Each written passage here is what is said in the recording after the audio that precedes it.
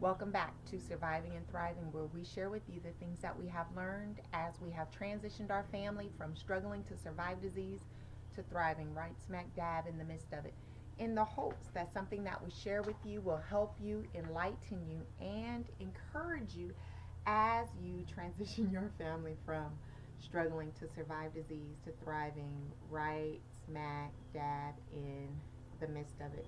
Um, in this walk, in this health walk, but not even just going through and overcoming and conquering sickness and disease, but just in life in general.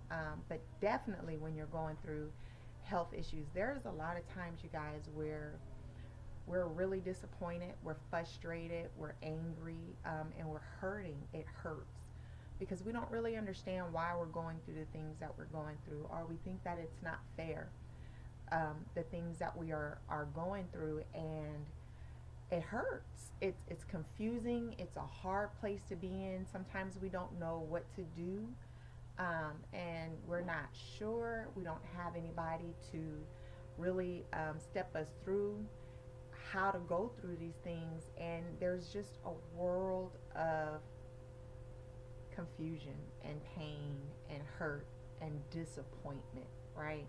And frustration. I'm going to talk to you a little bit about that today and some of the things that I've learned in my life, and some of the things that I've learned throughout these years with this health walk.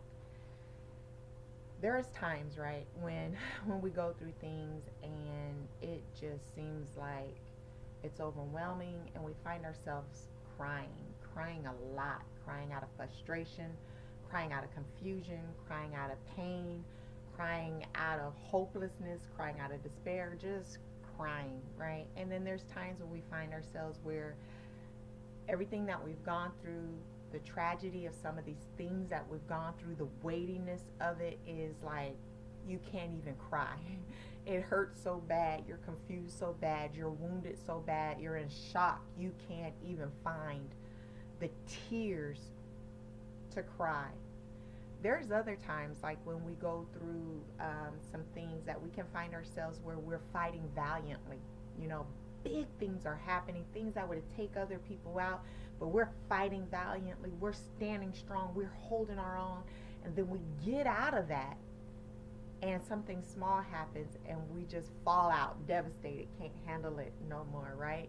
And someone will look at you like that's something tiny, but you're exhausted because of what you went through. You're exhausted because of what it took for you to make it through and to muster up the energy and the endurance and the positivity and all the things you had to endure to get through those hard things that would have took a lot of people out, but you made it through, and now this small thing is seemingly taking you out, right? There's also times, where we go through some things and we can be angry because it hurts so bad, confused, not knowing which way to go, confused, don't understand what happened, how did this happen to you, why is this happening to you, this thing is just not fair. So let's talk about that. What I have found in my life, because I've experienced all of those things and I've experienced it multiple times, and what I have found is this, is that when I find myself crying, I found myself in one situation where I experienced a great loss, and it was devastating, and I felt like I couldn't breathe anymore. It felt like the wind was knocked out of me, and everything, just tears was just coming, and I lost the will to get up. I lost the ability to function. It's like I knew what I needed to do. I just could not do the things that I needed to do. I felt like I just was not functioning, and I realized something. I realized that if I stayed in that place, I was going to die. I was going to die physically, I was going to die mentally, emotionally, spiritually, in every way possible. I was going to die, and some things might have came faster than other things. I might not have died physically the next day, but the life in me would have been gone. And I realized that, and I didn't have a mother to hold me and console me as I went through, and I just didn't have what I needed emotionally to help me, to minister to me, to get me through. And so what I learned from that is this. I said, you know what? I got to get up.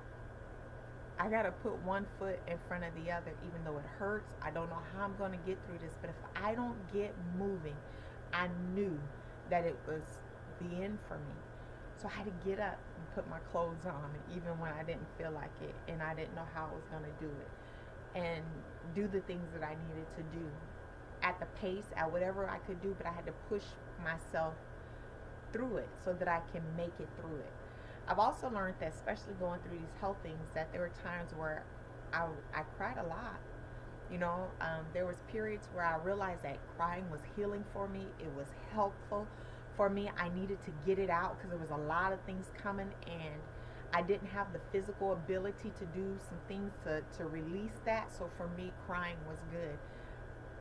But I also learned that crying can actually, if you do it too much and in too many ways, it can take you somewhere that you want to go. I learned not to wallow in certain emotions so that depression wouldn't set in, so that I could keep going and keep fighting, because I told you that depression is a downward spiral and suicidal thoughts come with that. So there's a level of it where you can experience it, but you got to get it right out of it. You can't wallow in those feelings. You got to sometimes move. I learned that I have to move in spite of, and that I would have to make a choice, right? Everything says feel this way. It would be right to feel this way, but I'm choosing to go opposite of how I feel. I'm choosing to think something else. And a lot of times, you guys, I had to begin to speak things.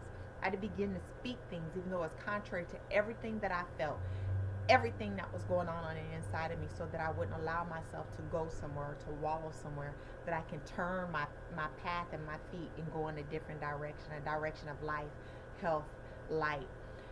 So I learned that. But I've also learned that there comes a day, especially when you're dealing with health issues, where you have to say, that's enough crying. Doesn't mean you'll never cry again. Doesn't mean there's anything else wrong with crying, but it comes a day where you have to say, I'm done with crying. I'm done with pity for myself. I'm done with helplessness. I'm done with all this confusion. I may not know what to do. I may not know what direction to go in, but I'm making a decision to go in a direction. I'm going to make a decision to stand. Sometimes I didn't move forward, but all I could do was stand. But I was going to keep progressing in life, keep moving in life as I was going through. I remember many years ago, as a young wife, and hearing my pastor preach multiple times, you got to keep moving forward. And that was one of the most powerful things I heard, because I had been experiencing that in life, and I had places in life where I had to make those decisions, but I had never heard that.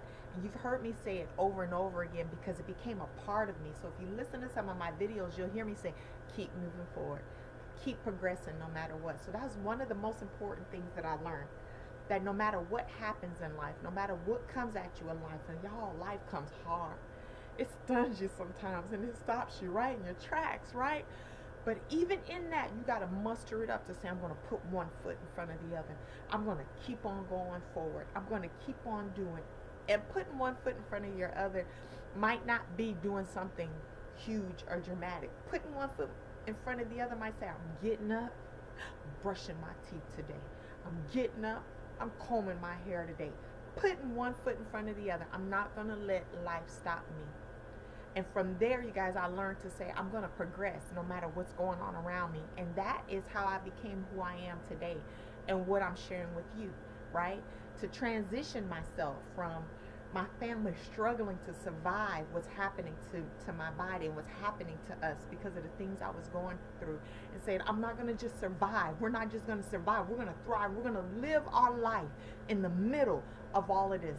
We're going to live to the fullest in the middle of all that we are going through. And so those are some of the things that I have learned that have transitioned me and brought me through, to say that, you know what, there comes a time when I have to stop crying. There comes a time when I have to keep putting one foot right in front of the other, that even though I may not know what to do, I'm going to do something. I'm going to make a decision. I'm not going to decide not to do because I don't know what to do. If you don't make a decision, or if you don't move forward, right, the lack of movement, the idleness is a decision. And I chose that I'm no longer going to be in a place where, even if I don't know what to do, I'm not going to sit back and do nothing and let life happen to me. I'm going to take control of my life. I'm going to take authority over my life. There's a lot in this life and in this walk with health issues, you guys, that we can't control. But what we can control, I'm going to control it. I'm going to control what I can't control. And even the things that I can't control, I can control me. I can control how I think, how I feel, what I see, and what I do, how I respond, how I react.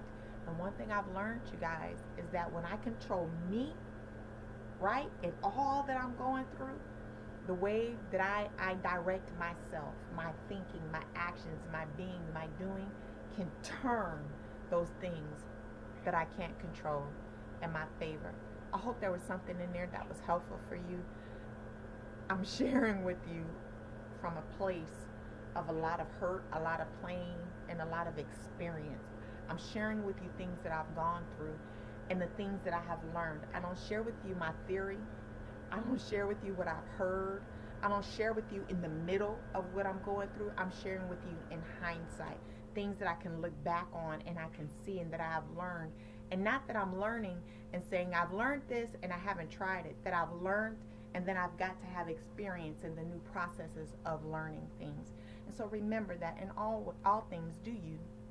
Be who God called you to be. Do what's best for you and your family at all times. And share the things that you have learned, the things that have worked for you and your family with other people, so that they can build up on that and help them to be able to not go through some of the things that we've gone through, or maybe to make it through a little quicker and maybe a little bit easier. So until next week, thank you all for watching. Bye.